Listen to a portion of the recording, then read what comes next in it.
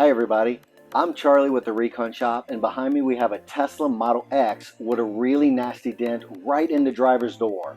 This dent really bugs the customer, and we're going to be fixing it today using Paintless Dent Repair.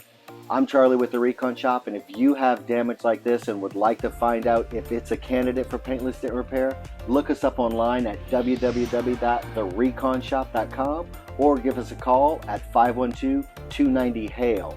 That's 512-290-4245. We actually specialize in hail damage in the entire claim process, but we also love doing any form of paintless dent repair. Well, first things first, we're going to be using a metal door shield to protect this. This glass is laminated and has a thin extra panel in there. Those are very fragile and they're very delicate really, but they stop the glass from just shattering and blowing completely into a trillion pieces into the driver. So it is a safety glass, but that comes with some extra risks too. But we're going to try and take every precaution to remove this damage without actually having to take anything apart. So we're going to do that by going down in between the door glass and the door skin and using our tools to push this damage back out.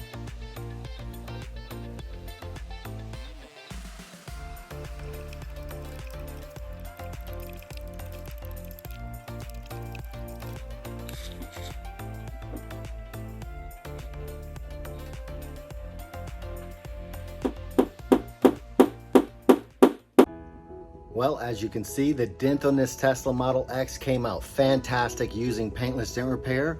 This was actually best case scenario because we did not have to remove the interior trims and glass, risking having to reset these sensors inside these doors that prevent it from bumping into other cars as they open up, because these doors can open up automatically.